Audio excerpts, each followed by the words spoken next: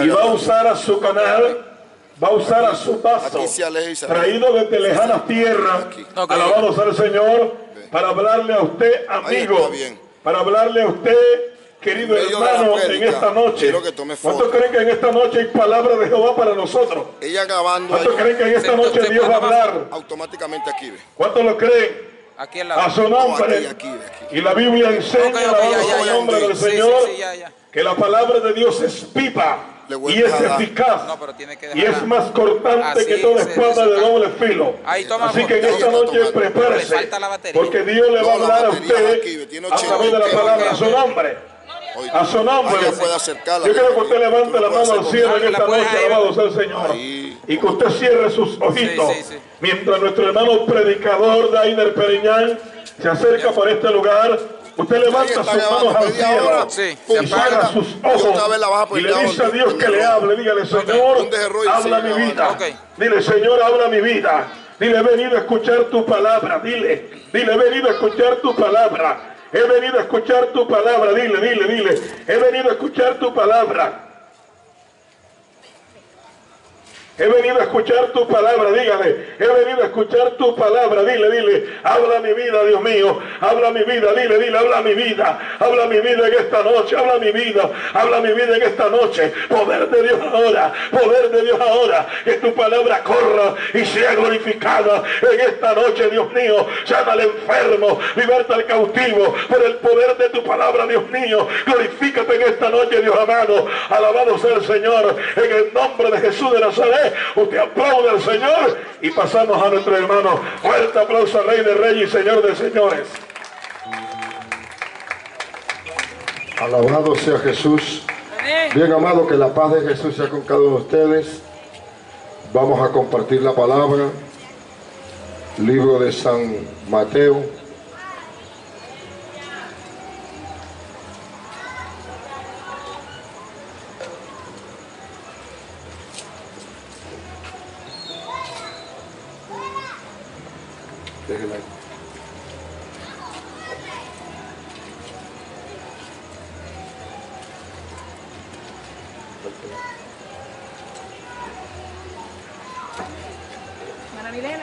Alabado sea Jesús.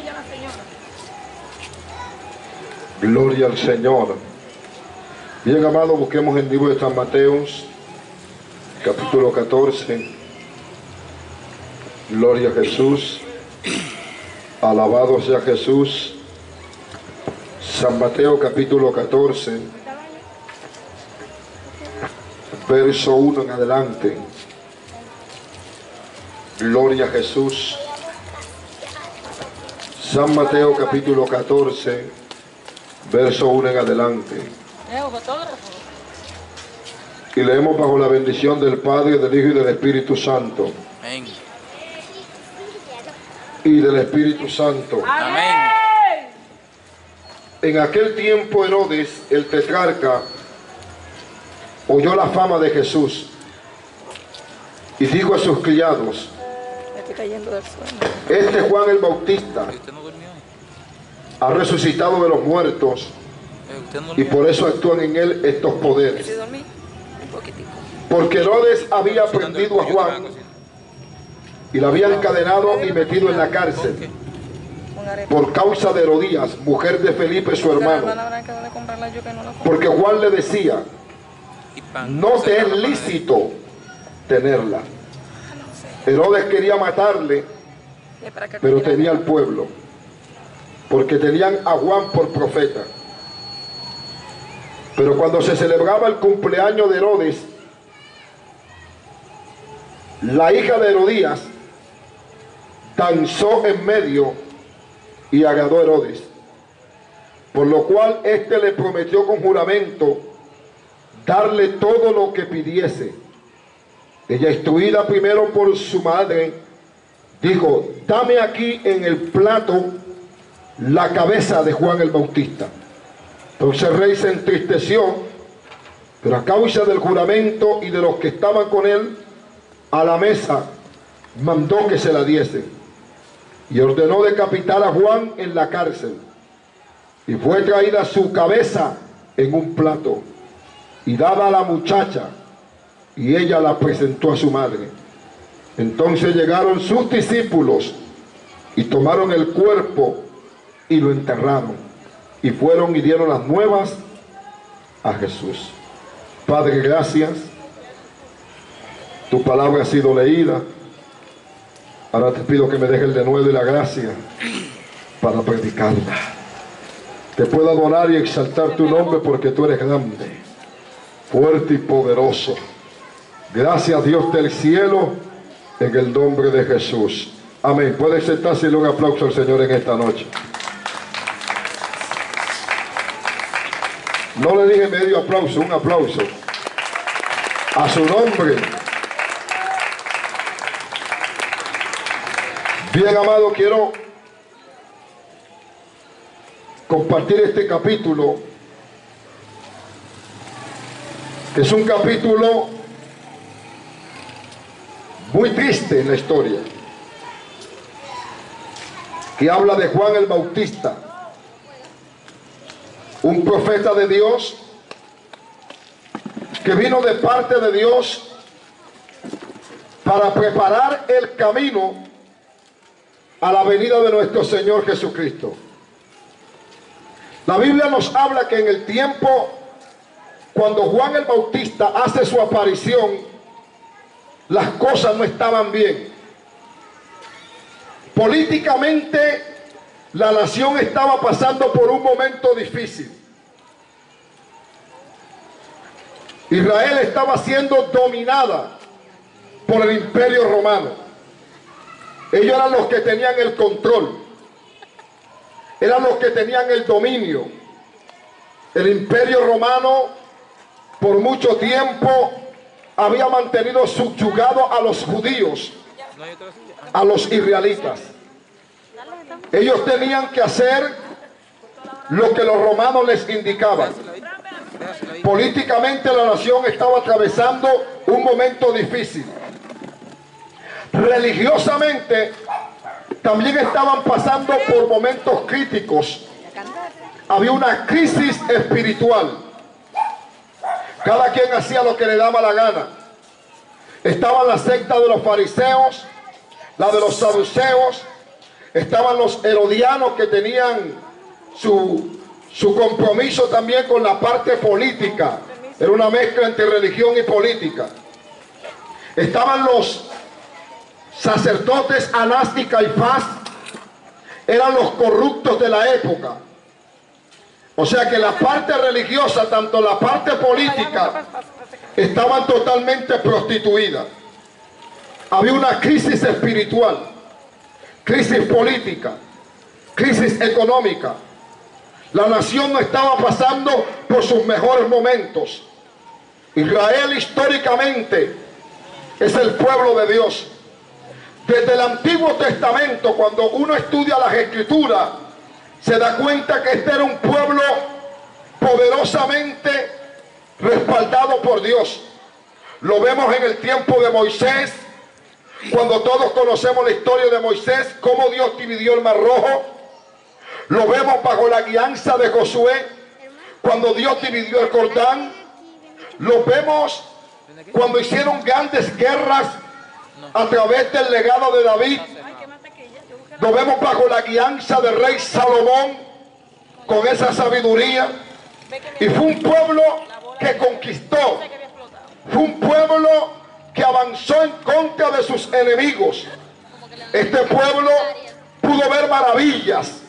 Por ejemplo, en el desierto, ellos pudieron ver cómo del cielo, de una forma milagrosa, sin explicación lógica, humana, sin explicación que cualquiera de la ciencia no te lo puede dar, porque del cielo, durante 40 años, ese pueblo pudo ver cómo caía del cielo un alimento que se le llegó a llamar maná del cielo.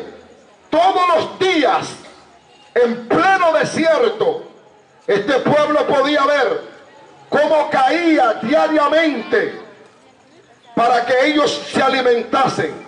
Y por 40 días nunca le faltó el maná.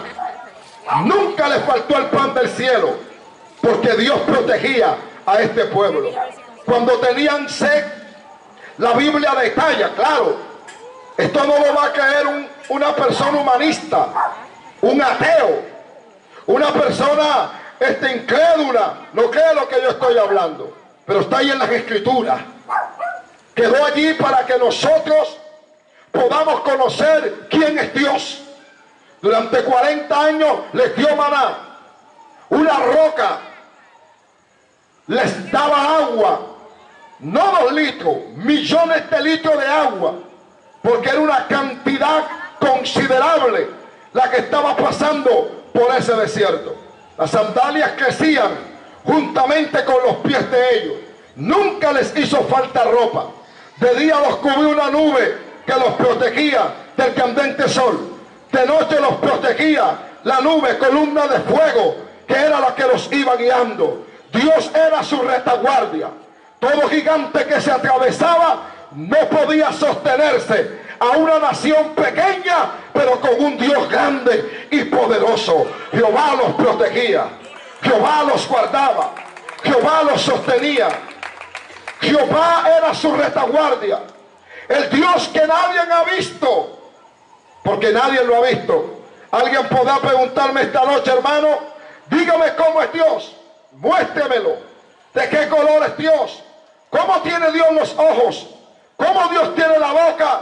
Y yo te diría, amigo, yo nunca lo he visto. Jamás he visto a Dios. No sé cómo es Él. No sé cómo son sus pies. Yo no sé cómo son sus cabellos. Yo no sé porque nunca lo he visto. Pero te puedo asegurar que los cielos cuentan su gloria y el firmamento anuncia su resplandor. Cada vez que veo esa luna, cada vez que veo el mar, cada vez que veo la tierra y todas las cosas que existen, yo te puedo asegurar que existe un Dios todopoderoso, grande y temible, soberano. No sé cómo es, pero sí existe. Es un Dios verdadero y es un Dios de poder. Y este pueblo venía cuidando esta nación, los guardó. Pero este pueblo continuamente fue rebelde contra Dios. En el decálogo o en la ley, conocida también como la Torá o el Pentateuco, Dios había dado mandamientos claros.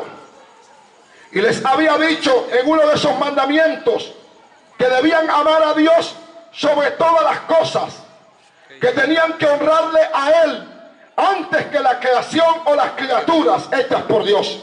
Sin embargo, esta nación que fue apartada como pueblo único, comenzaron a prostituirse, comenzaron a agarrar los palos, a ponerle ojos, boca, y comenzaron a postrarse y a inclinarse, comenzaron a adorar los yesos, las esculturas, comenzaron a prostituirse con las imágenes. Comenzaron a consultar brujos, brujas, prohibidos por Dios. Comenzaron este pueblo a ser totalmente contrario a todas las cosas que Dios les había dicho a través de su ley, a través de sus mandamientos, sus estatutos y sus normas. Y esto trajo como consecuencia que Dios los entregó a pueblos más poderosos que ellos. Estos pueblos los subyugaron, los dominaron. Israel pasó por varios dominios de imperios.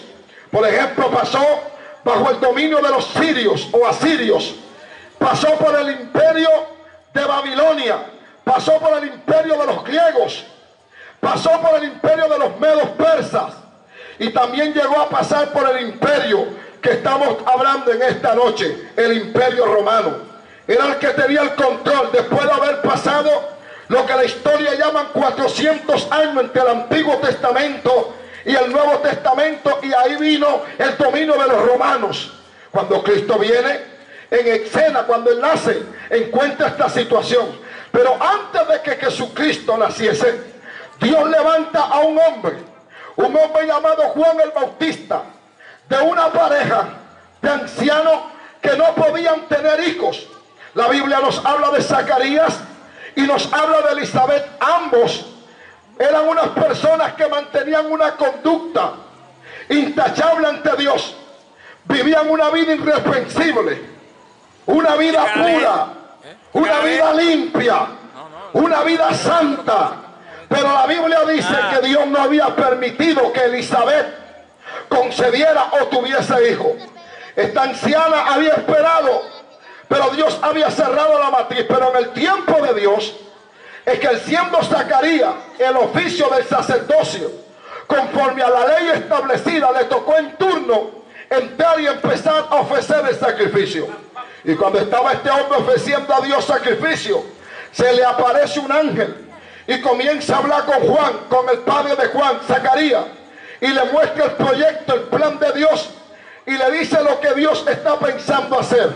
Y lo que Dios estaba pensando hacer era traer un profeta que prepararía el camino para la venida del Mesías, para la venida del dueño y Señor de todos los seres humanos. El Señor vendría a esta tierra, pero antes traería a un profeta que prepararía el camino, un profeta que fue entrenado por Dios desde que estaba en el vientre de su madre.